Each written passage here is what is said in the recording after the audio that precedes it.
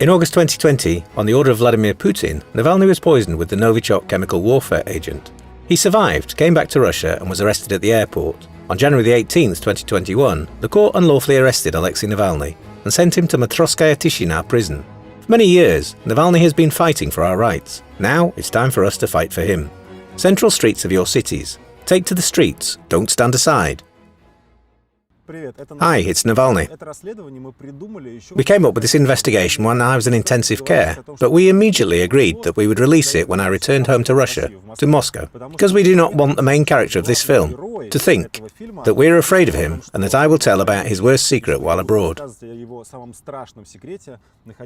One of these viewers, who is the most devoted admirer of our work, on whose orders I was poisoned, is Vladimir Putin. He's definitely watching this now, and his heart is filling with nostalgia. This is not only an investigation, but also, in a sense, a psychological portrait. I really want to understand how an ordinary Soviet officer turned into a madman who's obsessed with money and luxury, and literally ready to destroy the country and kill for the sake of his chests of gold. That's why this is a very symbolic place to start our film.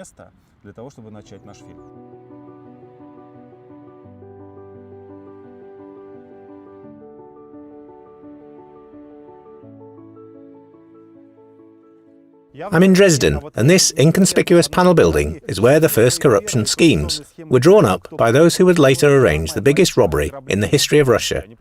They will simply steal all the national wealth. Their leader, 33-year-old Vladimir Putin, the future richest man in the world, lived here. In those days, everything was simple, and the level of his atrocities roughly corresponded to the level of this building. Vladimir Vladimirovich was occupied with how, using his official position, to get hold of a good imported radio tape recorder. But in principle, neither his methods nor his circle proxies have changed. It's just that before they were interested in radio tape recorders, and now in huge state enterprises. They sat at ceremonial events and read speeches. It's just that in those days, they praised Grandfather Lenin and swore allegiance to the ideals of communism. But now they cross themselves in churches and teach us spirituality and conservatism. Today we will see what is considered impossible to see up close.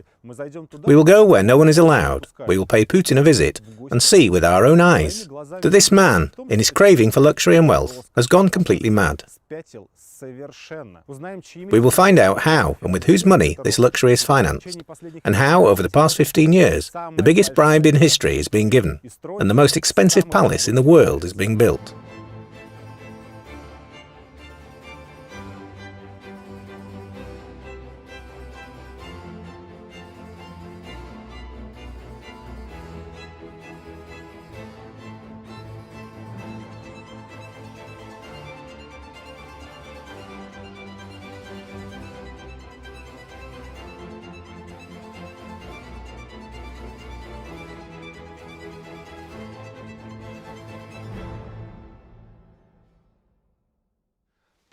Putin, a petty KGB officer who now masquerades as a great spy, came to Dresden in 1985.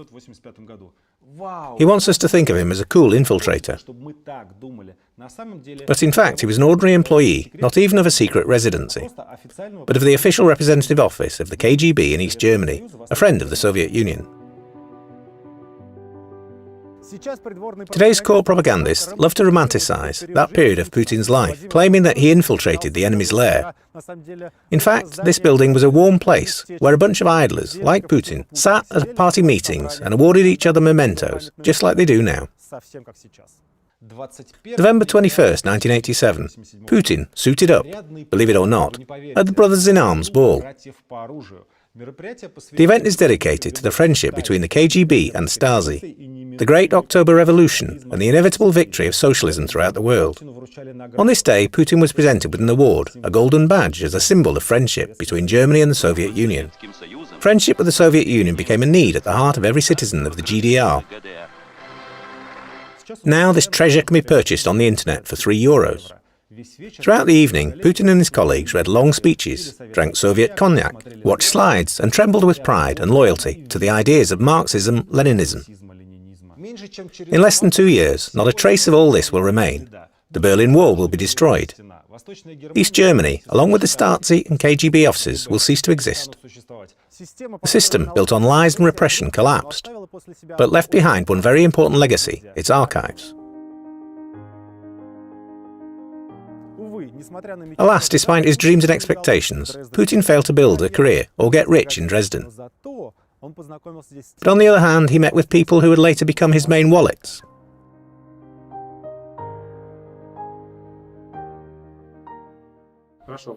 I've now put on white gloves and I'm aided by David Craving, head of Correctiv. Here's Putin's case file. Let's study it. We've already seen this photo, Vladimir Putin receiving a golden badge. But not everyone noticed this gentleman. And this is none other than Sergei Viktorovich Chemizov, now the head of Rostec Corporation. He served alongside Putin. So, in this photo, we see two of the richest people in Russia. Well, Putin is probably the richest man in the world, and Chemizov is definitely one of the 5 richest people in our country. After 30 years, he's still around, but already as a billionaire civil servant. It's peculiar how carefully the Germans recorded everything. Typical Germans. Here is the programme of the evening, and it's written that, at 6 p.m, a special toast will be pronounced in honour of the representatives of the host country. And everyone will be given ein Glas Sowjetischen Cognacs, a glass of Soviet cognac. Further on, they make all sorts of solemn speeches, praise Comrade Lenin, praise socialism, give each other souvenirs, and according to the programme, no later than 1945, Vladimir Vladimirovich begins to dance, because at 1945, the dances start. We have 2 booklets with photographs. This one has been shown repeatedly on TV. You've seen it many times. This is a Stasi ID with the name Vladimir Putin on it. There is a similar ID with a picture of a very nice person on it. This is Nikolai Petrovich Tokarev, the man at the head of Transneft. He, unlike Chemizov, never confirmed his work in the KGB. And in his official biography, there is a 20-year gap, and work in the mining industry. Well, we have filled this gap. The numbers on the IDs differ by 1 digit. Here's another document, a Stasi phone book. It has a section, Comrades, Friends. Let's study it. Look, Major Tokarev and Major Chemizov have the same phone numbers. That is, they literally sat in the same office and their desks were obviously next to each other. It was here in Dresden that Putin defined his main life principles, which would later become the basis of the Russian state. 1. Always say one thing and do another. Lying and hypocrisy are the most effective methods of work. 2. Corruption is the foundation of trust. Your main friends are those who have been stealing and cheating with you for many years. 3. And the most important thing, there is never too much money.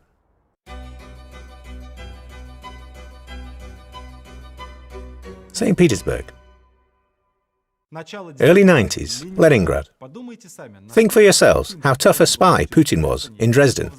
If, upon returning to Leningrad from the assignment, he was sent to an unpromising job at Leningrad University, his old university friend, Nikolai Yegorov, also worked there. This is one of the little-known, but key and most trusted people of Putin. In the 70s, Yegorov and Putin sat at the same desk and were friends. Along with him, 2 others of Putin's classmates and closest friends at that time, Ilgam Ragimov and Viktor Khmarin, were not deprived of his attention either. Back then, they were united by their passion for martial arts. Let's remember them. In 1991, the same Yegorov did Putin a favour that changed the life of the future president forever. He recommended Putin to work in the mayor's office in St. Petersburg, on the Committee for External Relations. It's terribly entertaining to recall these pages of Putin's biography now. After all, he loves to remember how he experienced the collapse of the USSR. The collapse of the Soviet Union was the biggest geopolitical catastrophe of the century. He condemns the 90s, Yeltsinism, Democrats, and calls everyone around him foreign agent. I won't tell you the people who led the gang in the 90s. But I will note that since then, our social sector and defence industry have completely collapsed. We've lost the defence industry, we've practically destroyed the military, led the country to a civil war, to the bloodbath in the Caucasus.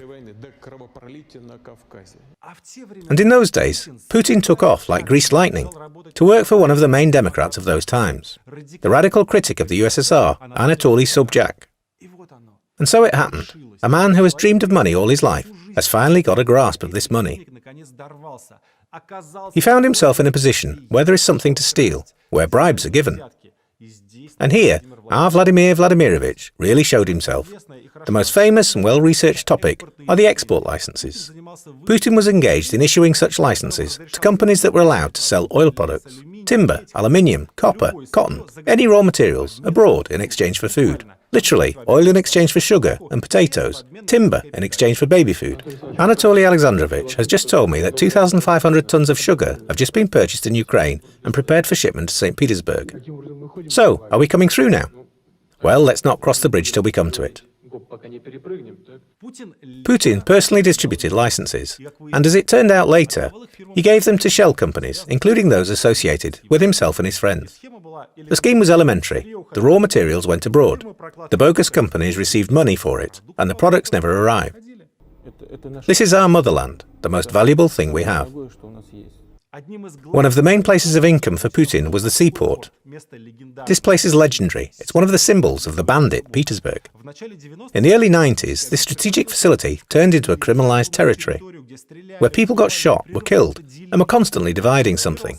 The port was controlled by one of the most famous crime bosses of that time, Ilya Treba, nicknamed the Antiquarian. Bandits may be bandits, but all sorts of papers and permits still needed to be signed and executed. This is what Putin, the official, was doing. Formally, he represented the interests of the state, but in fact, he was helping the bandits working in the port. He served their interests and was a helpful assistant in the mayor's office, who could help real tough guys solve their problems. Here's an example. The oil terminal in the port. Treba was chairman of the board of directors. Another share was controlled by the head of the Tambov gang, Gennady Petrov, and Putin, as said by none other than the head of Gazprom Neft, Alexander Dyukov, who was then the general director of the terminal, provided the project with serious help and support. It's very easy to see who else Putin provided serious support to. Oil products were supplied abroad through the terminal by Gennady Timchenko, the future billionaire, the main trader of Russian oil, and one of the most famous of Putin's friends. Their surnames are kind of strange. Timchenko. Typical Ruskies. I think I should keep my distance from them. It was then that the story of his super profitable business, the oil trading company Gunvor, began. When Putin became president, 4 out of 5 of our country's major oil companies didn't sell their oil abroad directly, but through the Swiss intermediary Gunvor. Thus, Timchenko, without doing anything, earned incredible money. Throughout the entire existence of Gunvor, it was believed that Putin had a secret share there. Even the US Treasury officially claimed that Putin had access to Gunvor's money. But it was not clear to whom this share was registered for many years. And then it was found out. All this time there was a secret shareholder in Gunvor, Pyotr Kolbin. No one understood where this amazing shareholder came from, and how a person who says himself that he's not engaged in the business could have millions of dollars to invest in Gunvor. Until 2016, when journalists discovered that Pyotr Kolbin was Putin's childhood crony. They grew up in the same village, went to discos together, and had a friendship as families.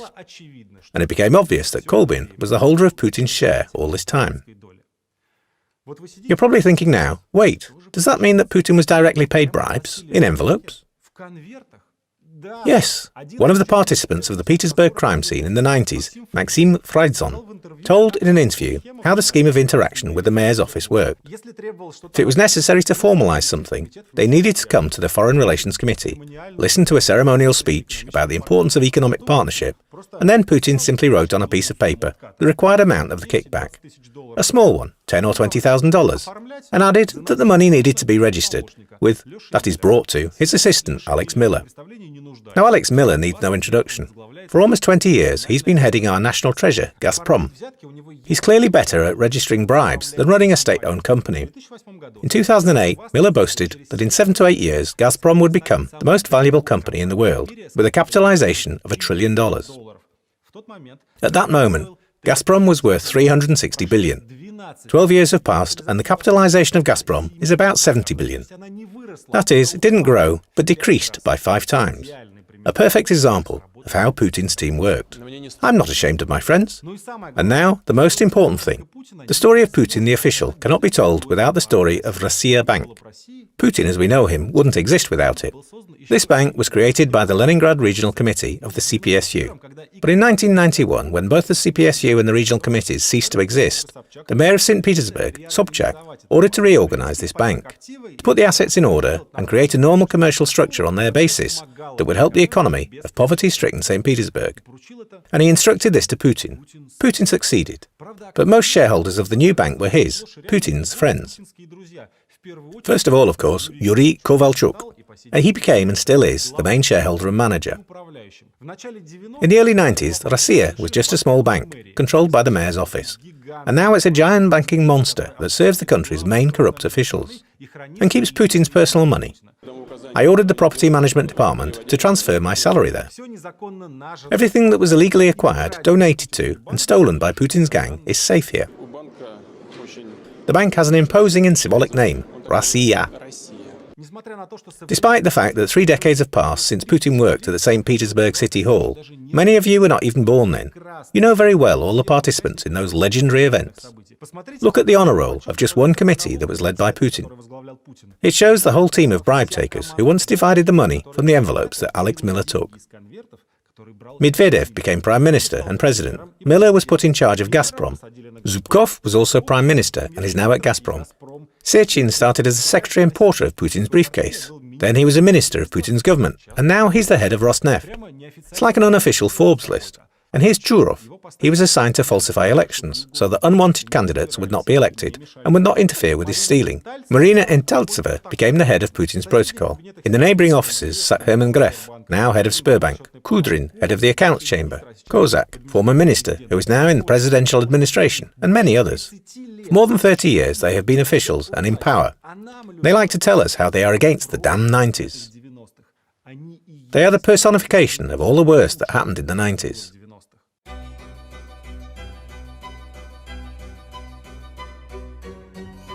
Moscow. All these are old, well-known stories described by journalists. Not even many years later, but right during Putin's service in the mayor's, Sobchak's office, there were scandals, parliamentary investigations and reports on corruption around him. The newspapers wrote about Putin's machinations. To be frank, Putin should have been put in jail already, back then in 1996, when he and Sobchak lost power after losing the elections. By the way, Putin was then actively working in Sobchak's election headquarters, and from that moment he realized that fair elections are a terrible thing, because they can be lost. But then 2 guardian angels appeared who saved our Vladimir Vladimirovich. Those of you who are younger may ask people who remember the 90s well, who were then the embodiments of corruption. I guarantee you the 2 names will be said. Pavel Pavlovich Borodin, Yeltsin's property manager. All the newspapers of those times wrote about kickbacks at his construction sites.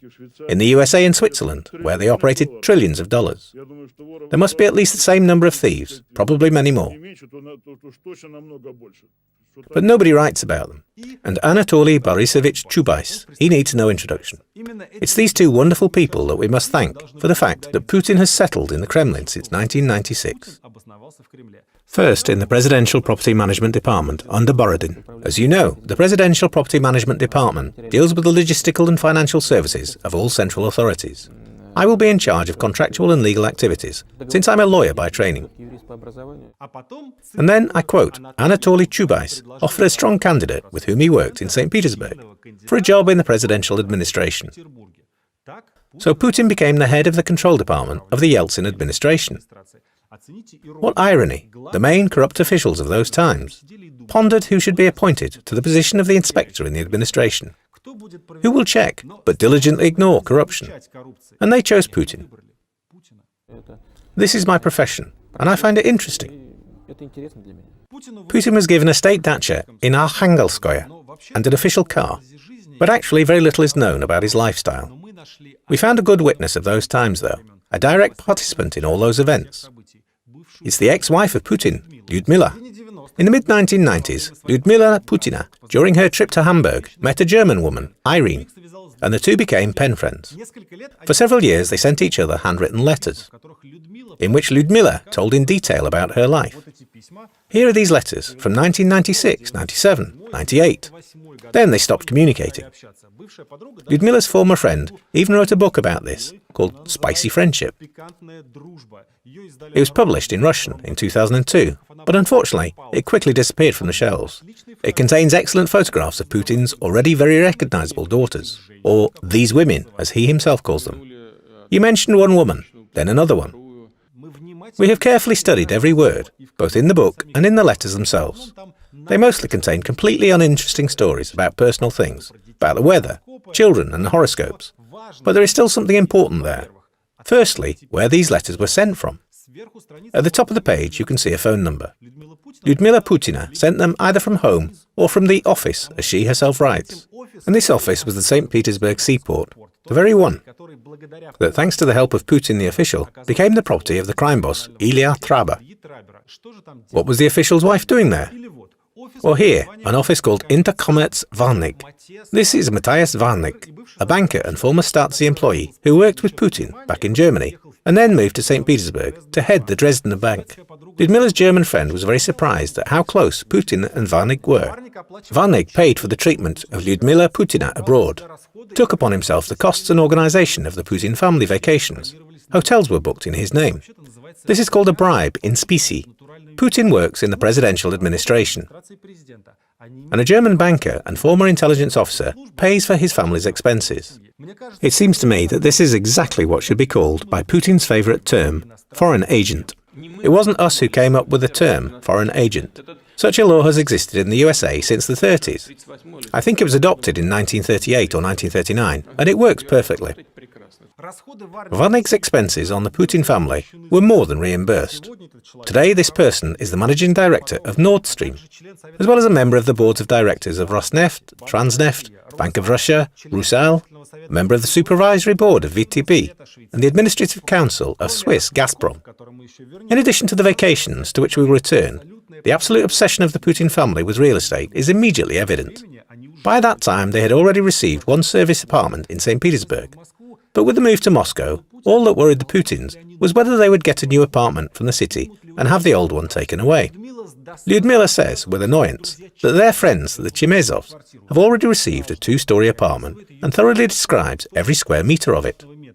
By the way, there was a very similar story with Sitchin, but we learned it not from letters, but from a recent book about Putin. In it, a common acquaintance of Putin and Sitchin tells how they were resettled in service apartments after moving to Moscow. When Vladimir Vladimirovich came to visit Igor Ivanovich, he asked how large his apartment was.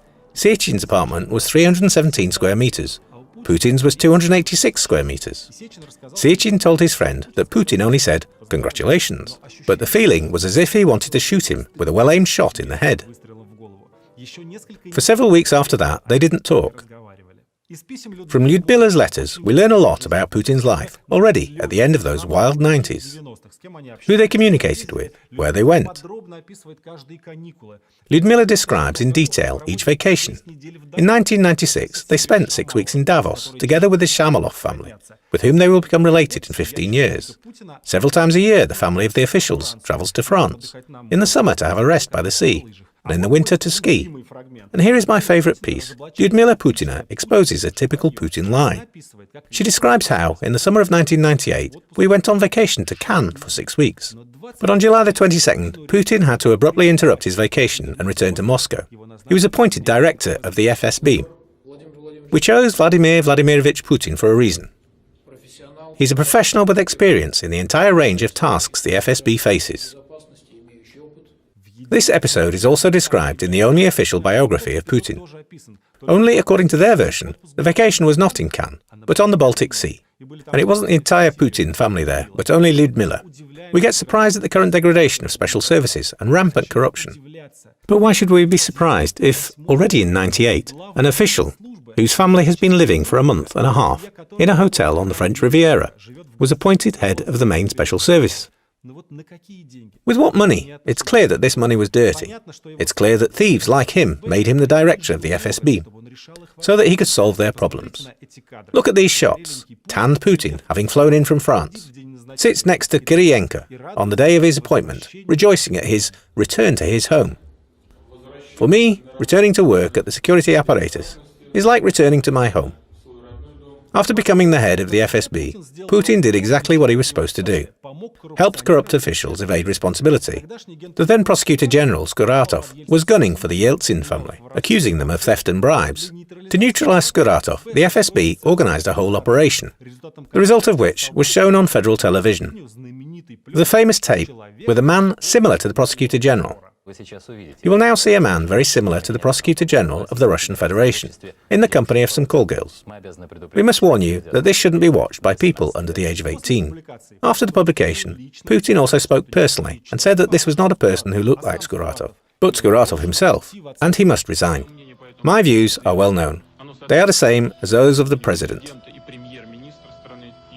Prime Minister Skuratov must resign. Which is what happened. Skuratov was removed from office. The corrupt Yeltsin family was saved, and literally, 4 months later, realizing that they could not find a more reliable and appropriate person in spirit, it was Yeltsin's family, Tanya and Valya, who made Putin the successor.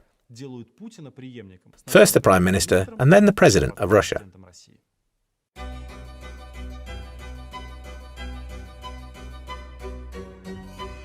The palace.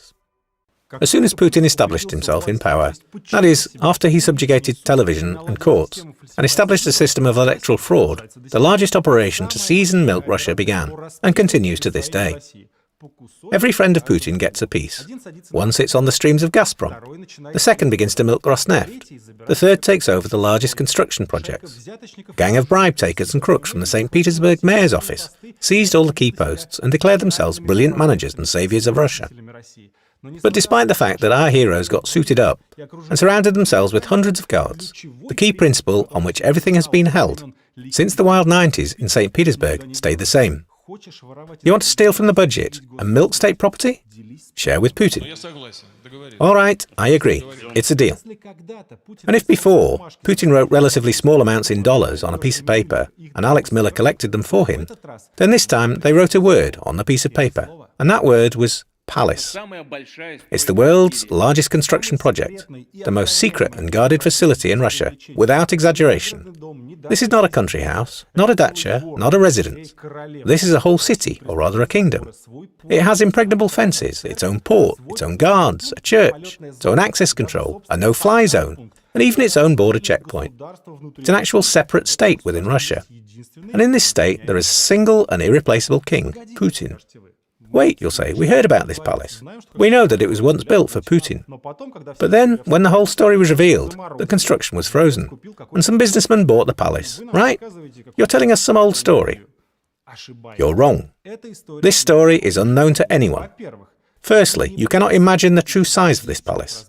Secondly, there was no sale. This is a legal illusion created through several bogus deals and an active media campaign. The only real owner of this famous place, from the very beginning to the present day, was Vladimir Vladimirovich Putin. And finally, looking inside, you will understand that the President of Russia is mentally ill. He's obsessed with wealth and luxury. Can you imagine the Principality of Monaco? It's small, but still a separate country. Well, this is a property the size of 39 Principalities of Monaco. It was built so that it would not be possible to get to it by land, sea or air. Thousands of people working there are forbidden to bring even a simple mobile phone with a camera. Arriving cars are inspected at several checkpoints with the help of mirrors. And pits with video cameras. Trunks and glove compartments get searched. But we'll come in anyway. What is this? Have you gone mad? For many years we have shown you the property of corrupt officials from the air, from the outside. But today we'll show you the palace of the most corrupt official from the inside.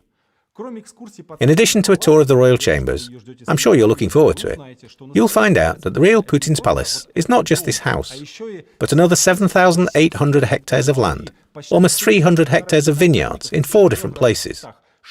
A chateau, wineries, oyster farms, and endless luxury.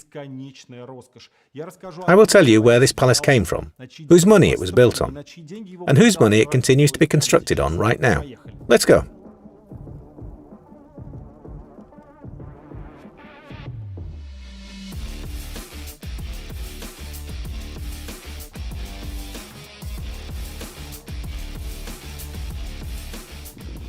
Hello everyone, this is Georgi Alburov. As you may have noticed, we're in a slightly unusual environment for us. You see, we are in Krasnodar Krai on the Black Sea coast, literally 3 kilometers from the famous Putin's palace. We came here in a very special way. We changed tickets, got off at the wrong stops, exchanged SIM cards and phones. We carried out a whole special operation to get here. All this was done so that we don't get pursued by the police, FSB officers, and employees of the E-Center, who always do this when we come to Krasnodar Krai. And we managed to do it. Right now we're a few hundred meters from the shore. Not a single policeman, tens of kilometers around, knows what we are doing here. This is great because right now we're going to launch a drone and take for you the legendary footage of Putin's palace, which has never been seen from a drone. It's so classified that it's guarded by the Federal Security Service.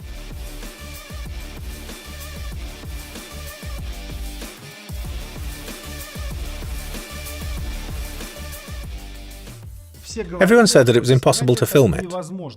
Yes, we thought so ourselves, and then we went ahead and tried it. It didn't work, so we tried it again. We tried 4 times, but only succeeded once. We present to you the most secret palace in Russia, Putin's palace, near Gelendzhik. Here it is, right in front of you. This is the largest private residential building in Russia. Its officially confirmed area, according to documents, is 17,691 square meters. And there's not even much to compare it with. The most luxurious houses on Rubliovka are several times smaller. This is the new Versailles, or the new Winter Palace, a truly royal place. For now, we only admire it from the outside. Let's get close enough to see everything in detail. What's going on here? Some kind of blue tarp? The windows are corked. The pool is closed. Building materials are lying on the ground. Workers, barely noticeable against the background of the palace, scurry about. What is happening? Why is there a construction site if 6-year-old satellite images showed that the palace was completed already? The builders explained it to us. Everything was ready a long time ago. But then a disaster struck. Its name is mold and sloppiness. The palace was designed with mistakes. Ventilation did not work. The ceiling leaked. High humidity in general.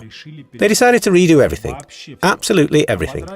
They stripped the walls, stripped off the marble, took out everything of value, literally threw billions into the trash and started all over. But what's a waste and a headache for Putin is a chance for us to learn more about his palace. After all, a lot of people were involved in the reconstruction, and they were happy to tell us about literally every square meter of this grandiose object. For example, the Arboretum, rare and unique trees are gathered there. And for those plants that are uncomfortable in such a climate, a 2,500 square meter greenhouse was built in the open air. These trees and plants in general, on the territory, are constantly monitored by a total of about 40 gardeners. We fly further and see a wall of greenery, and inside it there are sculptures. It's a pity you can't see who they are of. Maybe a monument to the patron saint Yeltsin, maybe Lyosha Miller, with an envelope, maybe a bust of the goddess of theft or sculptural composition. These women. Next is another important object, a church. It's not the temple of the Ministry of Defense, of course, and in general it doesn't look very orthodox. A bunch of some kind of construction trailers, obviously workers live there. We see a giant 80-meter bridge. In any Russian region, its opening would be a whole event, but here it's simply needed to get to the tea house. On the right we see 2 helipads. Strange, there were 3 of them before. One was removed and a mound was made in its place. It's a very strange mound, though. It has several entrances. For a long time we tried to understand what was inside, and at some point we saw the inside of this mountain on satellite images. Rectangle with rounded corners measuring 56 by 26 meters. It's a hockey rink. Indeed, who needs a palace in which you cannot play hockey? This is the first time we see the underground hockey complex, though. The owner's bunkering style is recognized. He likes to sit on the ground. He probably imagines himself as a gnome from the Lord of the Rings movie, guarding his gold. The contractors confirmed to us that they indeed buried a nice palace underground, which is actually the height of a 5-story building. A little shocked, we fly further to that part of the palace, which is responsible for its sustainment. We see a 200 square meter building with a tower and air conditioning. It was not labelled in the documents, but an oil product pipeline was laid to it, and heat supply networks go from it. So this must be the boiler room. The huge mast further away is responsible for communications. There are both base stations of cellular operators and government communication antenna there. In the distance is an own gas station. We see several residential buildings and a garage complex. On the right is a dormitory for personnel, where personnel of not the highest categories live, security guards and construction workers. And next to it is the brain of the whole complex, the headquarters building. The main managers work in this building. Let's turn around a bit and just admire the view that opens up from here. Very nice. Previously this could only be seen by Putin from a helicopter, but now you can see it too. Let's fly to the back of the palace to look at a couple more objects. Here is a grandiose fence through which no outside thief can get through. On the right is the very building for which the 80-metre bridge was built. This is Guest House, also known as the Tea House, with an area of 2,500 square metres. And here is the long-suffering amphitheatre. This simple object is being built and rebuilt continuously over the years. The owner of the palace is clearly dissatisfied with the result. Maybe it should be more suitable for gladiatorial battles between Sechin and Chemizov. Maybe the cellist Roldugin criticizes its acoustics. We can only guess. But the workers are constantly swarming there. Let's fly off again. So, how do you get to the beach? You put on your swimming trunks, take your flippers, but how do you get down? It's a mountain. Here is the entrance to a special tunnel, which was built by the same people who are building the metro. This is a unique structure that allows not only convenient access to the sea, but also shelter in case of war or attack from the residents of Gelendzhik. And this tunnel has a small secret that one of the builders of the palace revealed to us. Do you see some kind of a door here? Look at this photo. You can see it a little better. And this is the place on the tunnel ski. This, my friends, is the tasting room, disguised like a part of the mountain. In fact, it's a huge window that offers the best possible sea view. Here you can enjoy a glass of wine, and what's more important for our national leader, it's not some kind of balcony where you're constantly in danger, but a very safe underground place where nothing threatens you. And now for something that's impossible to show with a drone, the scale. We flew here. This is the huge palace complex. The land plot around it is 68 hectares. But in fact, the territory of the palace is about 100 times larger. This land plot, forests and mountains, with an area of 7,000 hectares, 70 million square metres, belongs to the FSB. And in September 2020, it was fully leased until 2068 to the company that owns the palace. Do you know why? To carry out research and educational activities. In fact, the only purpose of renting this really gigantic piece of land, which is 3.5 times larger than neighbouring Gelendzhik, is to create something like a buffer around Putin's palace, so that no one can, while accidentally walking through beautiful palaces, come too close to the fence of the secret object. And not only on the ground. Usually, in order to go to sea on any boat, be it an inflatable boat or even on a yacht, you need to follow a simple procedure. Call the local border department of the FSB and notify it about your plans by phone. Pure formality. You can fish and swim pretty much anywhere, but not here. Good day, yes. Happy New Year. Happy New Year to you. Do you want to go past Krynica or just go fishing here in the Praskovievka area? Well, we want to go from Zhanghot to Krynica, around that area. Well, then there will be a big request to you. Do you know Cape Idoko Pass? Sort of. Is it after the Parush Rock? Yes. There will be a large cape after Parush Rock. You will have to go round it by a mile. By a mile? Yes. Got it. Was there an accident there? No, well, it's just our request to you that you go around this particular section by a mile. Please keep this distance when you go there. And tell me, please, is it always like this with the Udoko Pass, or just on some days? Always. Got you. Do we need to get permission from the other departments then? From the FSO? Yes, of course. Should we do it in writing somehow, or by phone, through the person on duty? Don't ask me this. We don't issue such permissions at all. Ah, I got it. It's okay. So, because of Putin's dacha, all fishermen are simply sent around it to the open sea, 2 kilometers from the coast.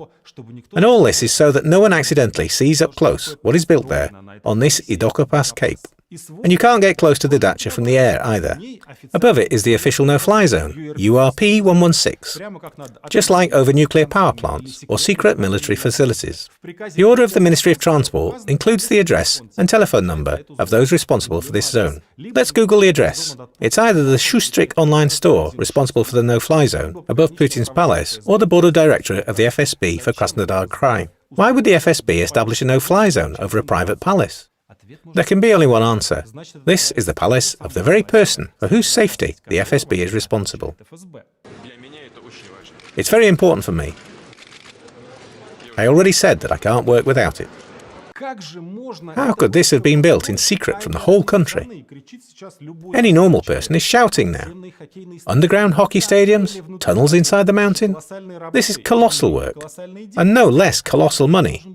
Someone must have paid it, right? Quite right. We have found out everything and we'll tell you now. We go back to the past again, just about to the point where we stopped. The year 2005, Putin just started his second term. Where the palace now stands is an open field, or rather a mountain. The head of the presidential administration and Putin's friend from the time of the St. Petersburg mayor's office, Vladimir Putin, signs an investment agreement here for the construction of a children's sports and recreation camp for year-round action here. According to the agreement, the construction will be carried out together by the presidential administration and the investor company Lirus. Naturally, they weren't going to build any camp. I keep repeating that Putin is always lying. And in 2005, under the guise of a camp, they were going to build a dacha straight away. They say one thing and do another. There were 3 shareholders in Lirus: Nikolai Shamalov, the same family friend, and in the future an affiancé, with whom the Putin spent 6 weeks in Davos in 1996, and 2 more, retired KGB colonel Dmitry Gorelov and businessman Sergei Kolesnikov. Why did these people suddenly decide to build a children's camp near Gelendzhik? One of them told everyone about it. Around 2005 or 2006, an idea arose. Why not build a small house on the Black Sea coast? The presidential term isn't infinite. It will end soon. He'll need to step down.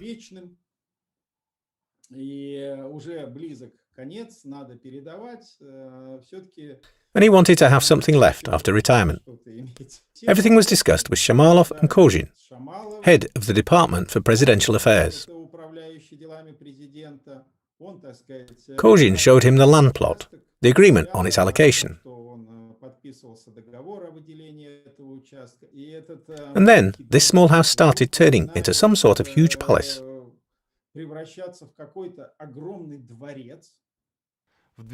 In 2010, Sergei Kolesnikov published an open letter calling on President Medvedev to end Putin's corruption. Kolesnikov, as a person involved in the palace construction project, told literally everything. Where, what is being built, with whose money, in whose name it's registered, all the machinations, with offshore companies, with bearer shares, everything. He published documents, postings, contracts, audio recordings of negotiations between builders and sponsors. It all happened 10 years ago, and to be honest, there have probably been no leaks of this magnitude and reliability since that moment. The essence is as follows. Kolesnikov, together with Gorelov, founded the Petromed company in the early 90s. The St. Petersburg mayor's office also had a stake in this company. And as you remember, the interests of the city in such companies were represented by the deputy mayor, Vladimir Putin.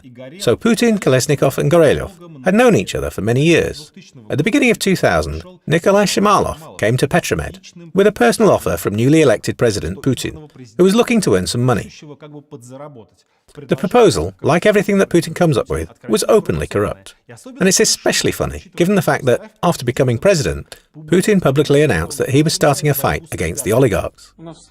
In our country, oligarchs were representatives of large business, who try to influence political decisions from the shadows, from behind the society's backs.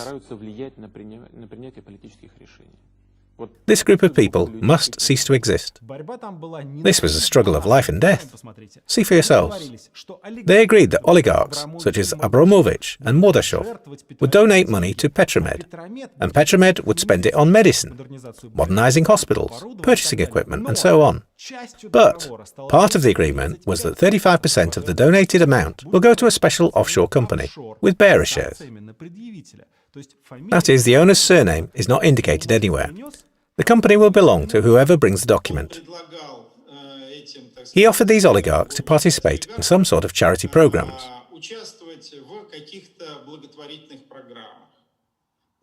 For example, supplying medical equipment. Shamalov set the condition that 35% of these shipments will need to be kept, so to say.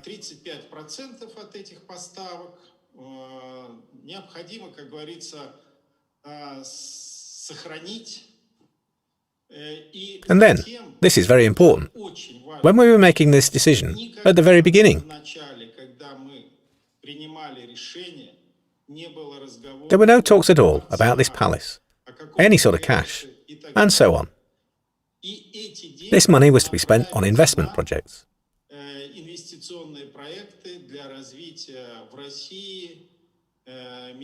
For the production of medical equipment in Russia.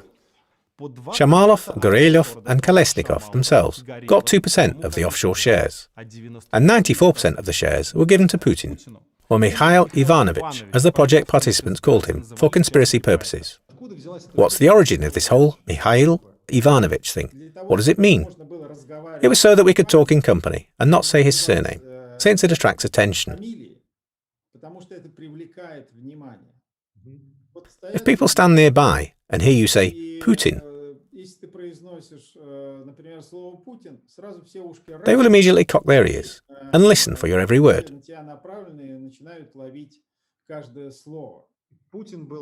Putin was Mikhail Ivanovich. Who else was there? Timchenko was. Timchenko was gangrene. And Kozhin? Shuvalov was Professor Preobrazhensky. This is actually called a kickback, but Putin called it Rosinvest. He apparently does not know how to do projects without the prefix Ros. Initially, it was assumed that Rosinvest would become something like the president's personal investment fund. He will take these kickbacks from all these Mordashovs and Abramoviches, but patriotically invest them in Russian enterprises that are in decline, and then take credit for it and earn political points. Oh, I almost forgot. They also agreed that a palace would be built with this money. There really were some investment projects, but not for long. After some time, Shamalov, who was the main liaison from Putin, and the person in whose name the object in Gelendzhik was registered, ordered to shut down all projects except for the palace. And then they tell us, we need to shut everything down. It was during the 2008 crisis. We need to shut everything down because there's not enough money for the palace.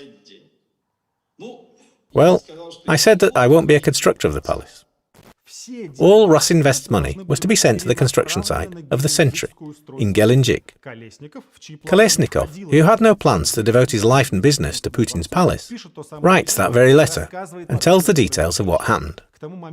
By that time, several $100 million had already been spent on the still unfinished palace, and the total planned estimate was no less than $1 billion. A few years later, the story told by Kolesnikov was confirmed by the famous Panama Papers and other investigations. For example, the Reuters agency made a good one. Do you remember the national project, Health? The journalists discovered that our state bought expensive medical equipment at a price much higher than the market price. The difference between prices remained with the intermediaries, who, having passed the money through several companies, eventually transferred it to the accounts of Lanfranco Cirillo, the Italian architect of Putin's palace, with the wording for the construction of an object on the Black Sea. So we literally pay taxes in order to treat those who fell ill with this money. But they took this money and spent it on Putin's palace. Thank you very much. On the internet, you can find several photos of the palace itself. They're impressive, of course, and remove all questions about who the owner is. By the way, there's a detail that struck me personally to the core. Take a look at this photograph of the gateway of the residence, taken by one of the workers. Something here must seem vaguely familiar to you. You've already seen this somewhere. That's where. The classic, familiar to everyone, scene of the storming of the Winter Palace, from the film by Sergei Eisenstein. You can still see this eagle now if you visit St. Petersburg and approach the Hermitage. And the fact that Putin put an exact copy of the Tsar's eagle with a crown from the Winter Palace on the gate of his personal dacha tells us a lot about who this man thinks he is. But neither this leak nor the Kolesnikov story, confirmed by dozens of documents, could stop the construction of the Sentry on the Black Sea coast. If Putin wants a palace, Putin will get a palace. To cool down the scandal and distract public attention, they came up with a scheme. The palace was bought by businessman Alexander Ponomarenko.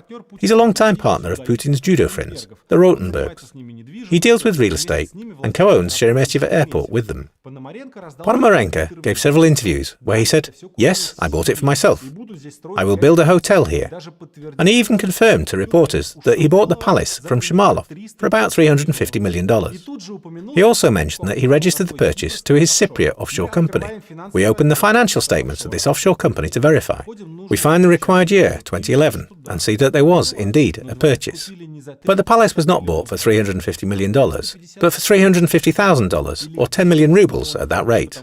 That's the price of a two-bedroom apartment on the outskirts of Moscow. So this is an absolutely fictitious deal.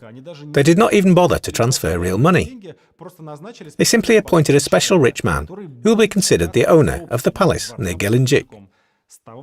From the moment Ponomarenko took over the honorary position of the nominal owner, nothing has changed in terms of management of the palace. It's just that before, Shamalov was the owner of the palace, and now he became its manager. After Shamalov, some kind of company called Investroy began to manage the palace. To an uninitiated person, this should have indicated that there was no connection with Putin at all. Its director is a certain Bolat Zakharyanov, and the owners are Tatiana Kuznetsova and Ina Kolpakova. The offshore company to which the palace was registered was represented by a man named Ivan Serditov. Who are all these people? We look at their biographies, and everything becomes crystal clear. Bolat Zakharyanov was the director of the palace's management company. And now, by Putin's decree, he was appointed head of the main public catering department of the Presidential Property Management Department.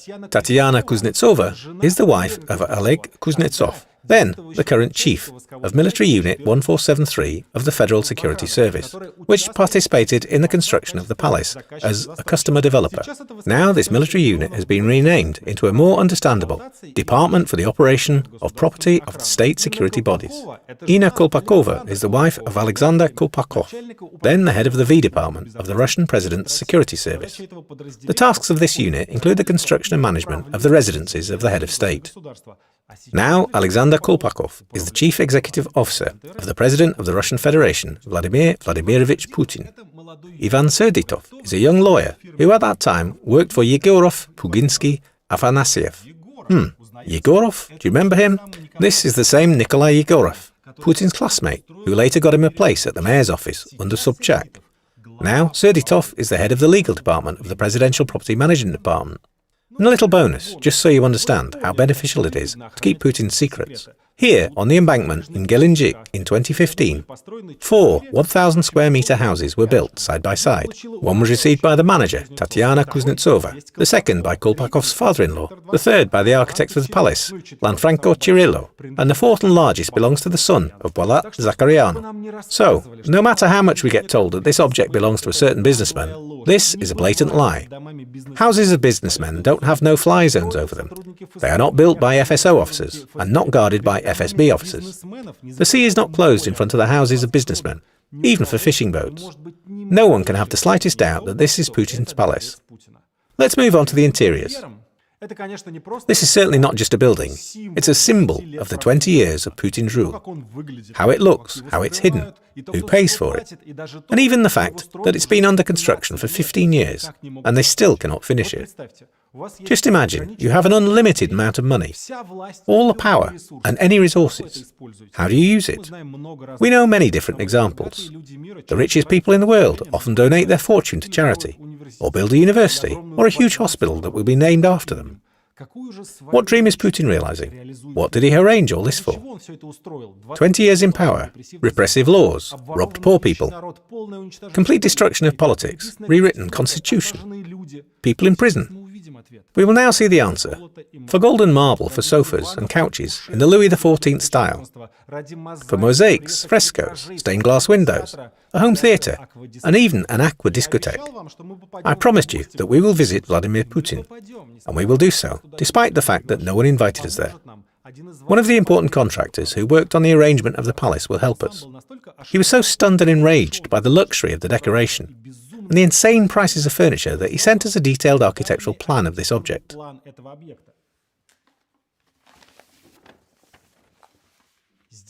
It has everything, from a drawing of floor patterns to the SKUs of all pieces of furniture and the placement of outlets. So you and I will literally see what kind of sofas Vladimir Putin sits on, what bed he lies on, what table he eats at. Looking at the basement floor, there's a huge swimming pool, a spa area, a massage room, a beauty salon, some kind of spa capsule, saunas, hammams, plunge tubs and bathing bowls. From the pool you can get to the street, to the place which is indicated on the plan, as an aqua discotheque. I honestly didn't know such things existed. This is the place on the plan. And here it is in the photograph, something like a fountain where you can sit and order drinks from the bar. And believe me, this is not yet the biggest surprise that awaits us at Putin's dacha. There are dozens of outbuildings. Here you can't do without them when you live the life of a real monarch.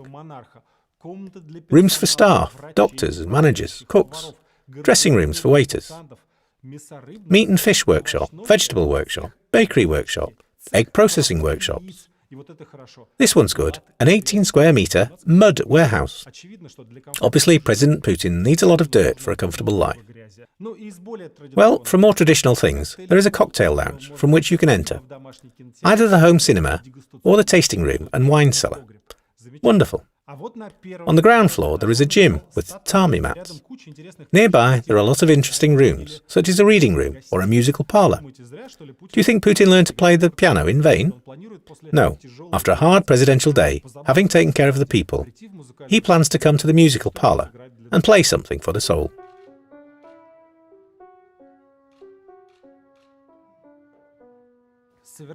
It's absolutely fair to argue now. You invented all this. You drew the plans yourself and are showing them to us. And at his next press conference, Putin himself will declare as such.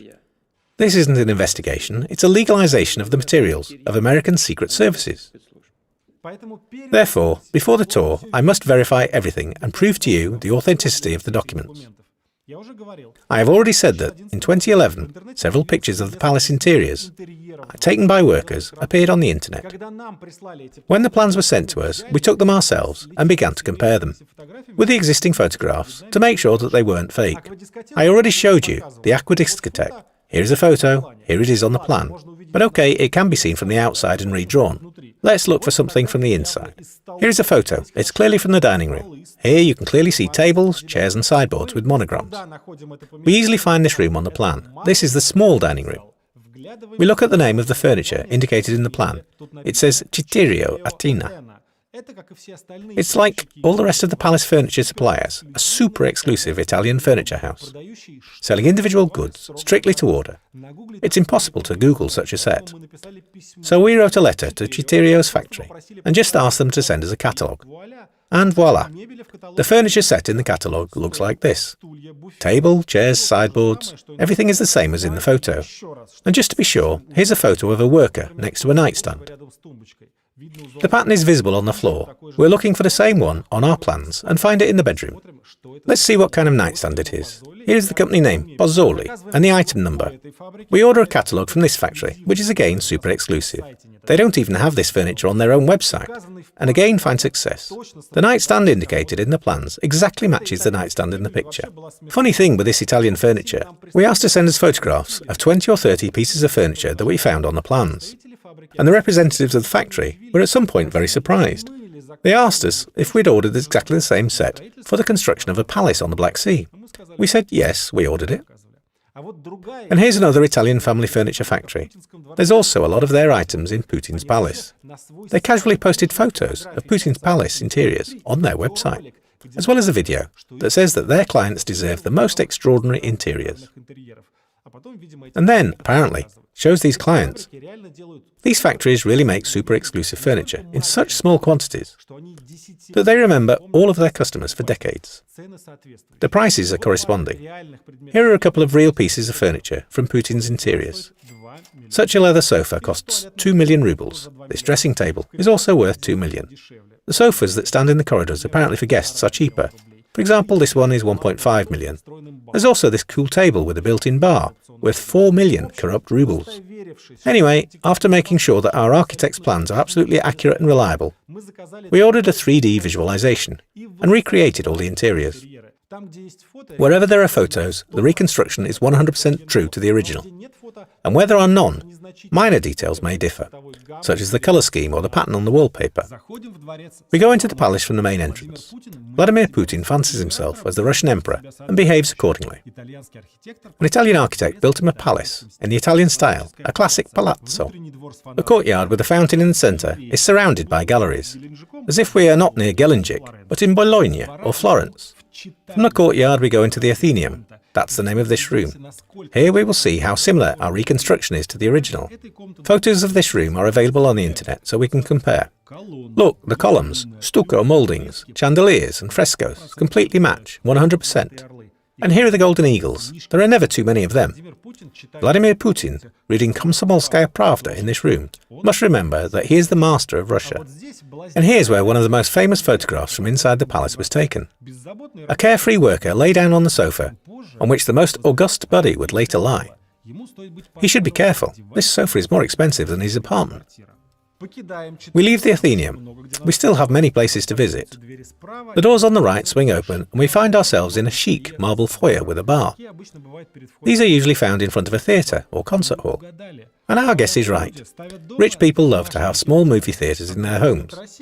And the President of Russia built a real theatre at home, with a huge stage backstage, dressing rooms and luxury boxes. I'm not kidding. Inside Putin's palace, there is a full-fledged theatre. The auditorium is two-storey. The 3 boxes below can be covered with velvet curtains, in case the owner wants a more intimate setting. On the second floor, there are balconies with sofas. This shows Vladimir Putin's loyalty to traditions. In Tsarist Russia, landowners built serf theatres for themselves, so our president also built one. Singer Natalia Vetlitskaya spoke about her craving for costume parties and dressing up back in 2011. Together with other artists, she was invited to a private performance at Putin's residence on Lake Valdai. And to her surprise, she had to perform in front of Putin and 5 of his guests, who were dressed in tailcoats and costumes from Catherine's times. The performers were paid with the titles of people's artists, expensive watches, diamonds, and the most valuable thing, an icon with the president's personal autograph. What did Putin write on the icon? Best regards, Vladimir Putin. While ordinary Russians make themselves comfortable to enjoy Wheel of Fortune, the lights go out in the theatre of the Black Sea Palace, the curtain opens, and the national leader enjoys more exquisite pleasures. Speaking of exquisite pleasures, you know what our president is a fan of? Believe it or not, he loves hookah. We go to the room that's labelled as a hookah bar on the house plan. Indeed, it looks like the best, most expensive hookah lounge in the city of Makhachkala. Sofas, tables, dim lights, the perfect atmosphere to discuss budget issues. Lying among soft pillows, the president and his guests can also enjoy a show. This hall is also equipped with a small stage. And surprisingly, there's a special elevation with a pole on the stage.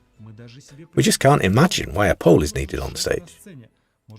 Maybe for a Christmas tree, or a giant shawarma, or maybe for performances in support of the Constitution. If the hookah bar surprised you, you'll like this even more. In his letter to Medvedev, Sergei Kolesnikov said that there is a casino inside the palace.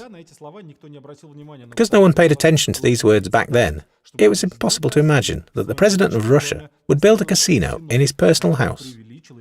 He must have over-exaggerated, but no, the huge private casino really exists. The project included a casino, but this casino wasn't for people from the street.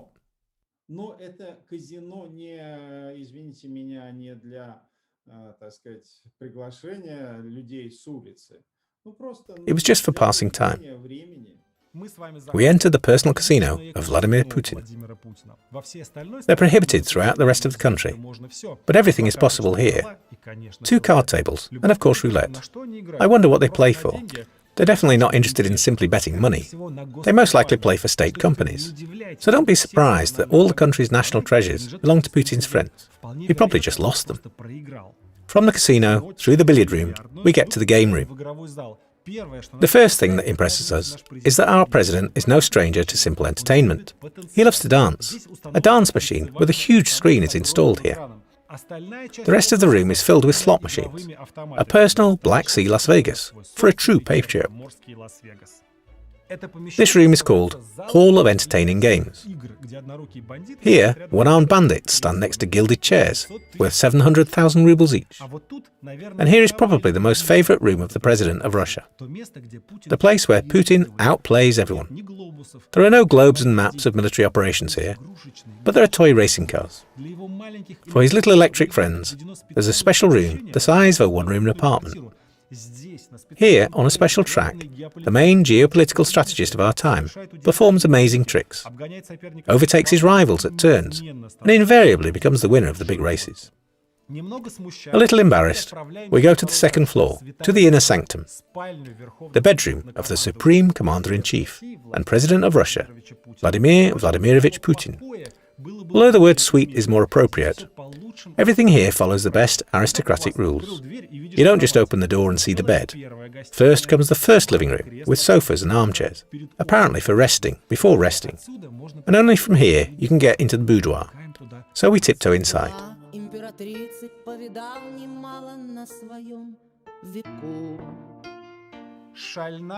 Crazed emperor are the words that come to mind when you see this. Gold, velvet, canopies, but also an obligatory TV opposite the bed, so as not to miss important news on Channel 1. It was here, in Putin's bedroom, near this nightstand, that this photo was taken. We're not the only ones who are so indelicate. From the royal bedchamber, you can get into another, extremely private living room. Probably even Sechin has never been here. There's one more door. Behind it is a wardrobe, and through it you can get into the bathroom, where there are marble columns around the jacuzzi. I don't know how many square meters you need to sleep, but in Gelendzhik Palace, 260 square meters was allocated for the master's bedroom. It seems that the moment has come when it's time to say, we showed you Putin's palace, his bedroom, casino, aqua discotheque and toy cars. Subscribe to our channel and share this video. But the thing is that, in fact, his possessions on the Black Sea are not limited to this palace complex. Putin's palace is much more than what we have seen and imagined.